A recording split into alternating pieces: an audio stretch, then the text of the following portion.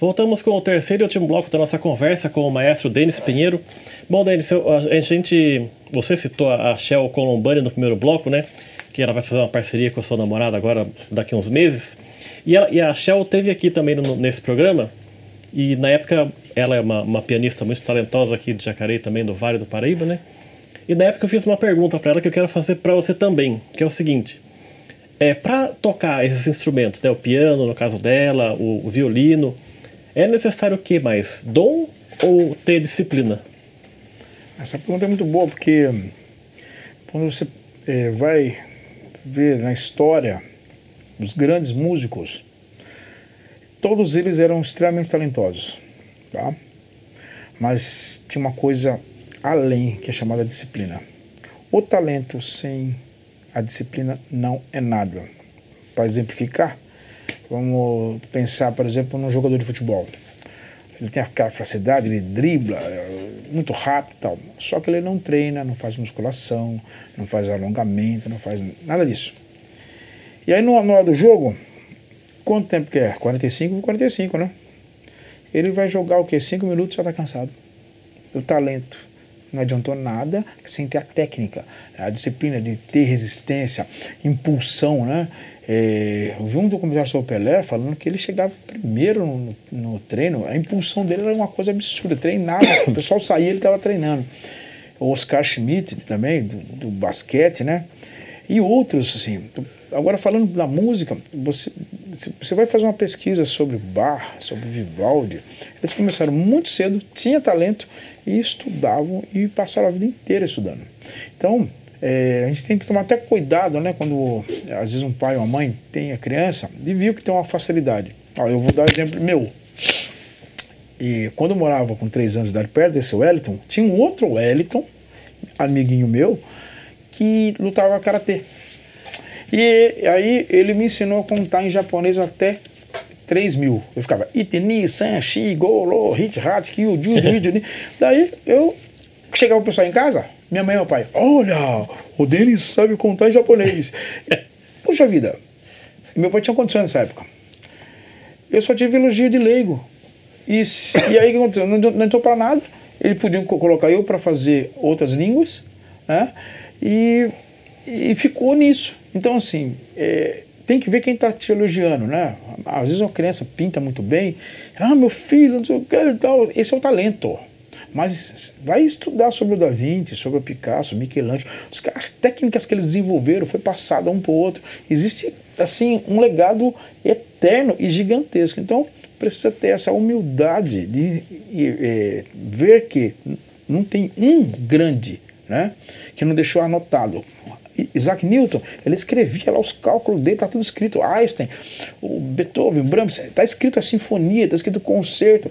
Então, eles escreviam, estudavam. Paganini, por exemplo, que é considerado o maior violinista de todos os tempos, né? Ele falava até que ele tinha pacto com o diabo para tocar do jeito que ele tocava, né? Ele parou de tocar durante 3 anos em público, só estudando um outro virtuose anterior a ele, chamado Pietro Locatelli, que são umas peças extremamente difíceis para o violino, assim. Ele parou de tocar e ele já era o grande Paganini. Então, tem que tomar muito cuidado. Tem talento? O talento sem a... Eu já vi, tá? Agora um lado ruim, né? Que eu já vi gente talentosa, mas não estava nada. E uma pessoa que não tem tanta facilidade, hoje está bem melhor como músico, está tocando, e esse é às vezes frustrado. A música não dá dinheiro. Minha mãe falava para mim, no amor dela, né? Assim, filho, você vai passar fome, vai ficar a boca aberta, pô, eu viajei o Brasil inteiro, ganhei esses violinos, comprei minha casa, meu carro, não tô rico, mas sabe uma coisa? Eu fiz Senai, né? Daí os amigos, depois de 30 anos, fizeram um grupo de WhatsApp. E nesse grupo de WhatsApp fizeram uma pergunta, tinha uns 40, assim, quem é feliz com a profissão que escolheu? Ninguém falou. Mas o Jefferson tocava violino, aí teve gente que falou assim, eu preferia ficar carpim do mato do que trabalhar em tal fábrica, porque a gente não passa de número. Eu tô cheio de tendinite no braço, na perna. Olha e você só. nunca sentiu dor fazendo essas coisas do violino. Eu não estou falando que não tem outra profissão. Por exemplo, você é jornalista, tem que ter. Mas, por exemplo, se a pessoa não tem amor à profissão, ele não vai. Porque eu não encaro como, eu vou estudar. Não, para mim. É um prazer. É um prazer tá fazendo música. Então assim, eu morei perto de saída de fábrica. Você já viu como que é? Parece que eles estão saindo num lugar maldito. Meu, se aquela fábrica que ele trabalha é o que dá o ganha-pão dele, o arroz, o feijão, viaja, paga a escola, paga a conta de luz, como que ele pode ficar tão irado de não querer sair daquele lugar tão assim? Parece que é um lugar maldito, né? Então, eu vi muito, né? Eu não estou falando que existe... Tem uma faxineira lá na escola que... Em 30 anos eu nunca vi uma pessoa que limpa com tanta... Sabe o que ela faz? Na hora do almoço não tem ninguém, ela espera sair todo mundo, ela limpa. A escola fica tão limpa, que dá dó de pisar no chão, assim. E ela fala, eu amo o que eu faço. Comprou a casa dela, comprou a moto dela. Você vê, faz com amor. Então, no fundo, faça o que você fizer, mas faça com amor. E nisso você vai estar gerando disciplina, porque você vai estar treinando, estudando, e não vai estar aquele martírio, né? Que é, eu tenho que estudar, eu tenho que me dedicar. Não é assim. E quais são as suas preferências de compositores, desse que você citou aí? Quais são o seu top 3 que você mais gosta? O primeiro é o Johann Sebastian Bach, né? Bach, para mim, é o pai da música. Muitos sabem disso. Se você quer ser um pianista, você tem que tocar Bach. Você quer ser violinista, tem que tocar Bach. Trompetista, Bach. Cantor, Bach. Beethoven falou que não devia ser Bach. Bach quer dizer ribeiro, riacho. Devia ser mar. Beethoven. Mozart, quando conheceu a música de Bach, falou assim, finalmente alguém com quem a gente pode aprender. Debussy falava para os alunos dele no Conservatório de Paris, antes de compor qualquer coisa, faça uma oração a Bach para livrar de fazer pecado, de fazer coisa errada, né? Villa-Lobos escreveu as Bachianas brasileiras, né, em homenagem a Bach com o folclore brasileiro. Então eu gosto demais de Johann Sebastian Bach,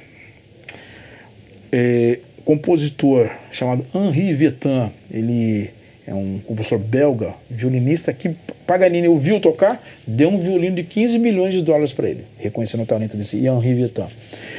E aí é que vem impactado outros compositores assim para mim, assim, tem o Henri Vieuxtemps, mas aí você tem Brahms, você tem Villa-Lobos, você tem Beethoven.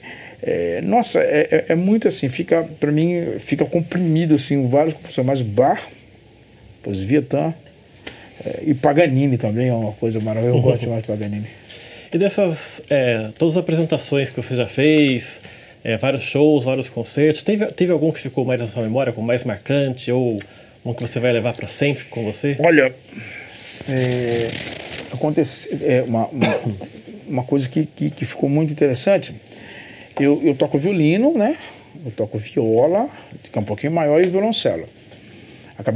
A situação, porque eu acabei montando uma camerata.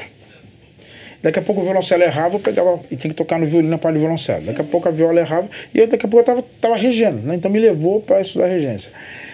E aí, essa transmutação, né, para outros instrumentos, né? Aconteceram, por exemplo, coisas muito interessantes em concerto. Eu estava tocando uma peça do Vietnã, super difícil, assim. No meio da peça, um rapaz desmaiou, caiu assim. E eu tocando a música, daí assim, levaram o rapaz e tal, né?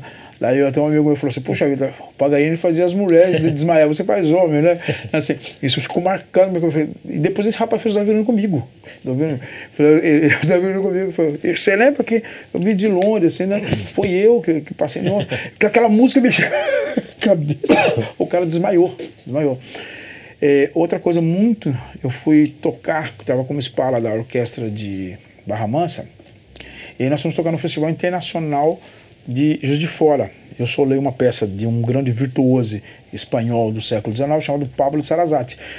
Quando eu acabei de tocar, uma senhora veio chorando, ai, o que eu fiz, né, chorando. Ela pegou, beijou a minha mão, menino, você fez lembrar do meu avô tocava essa peça, e começou a chorar, isso marcou demais, foi assim, fantástico. Para a gente encerrar então a nossa conversa, quero agradecer a sua participação, a sua vinda aqui à TV Câmara de Jacareí. Eu queria que você encerrasse com mais um trecho de alguma música que você escolhesse. Eu vou pedir licença, vou tocar uma composição minha, inspirada na Águas de Março de Tom Jobim, né? Música brasileira maravilhosa.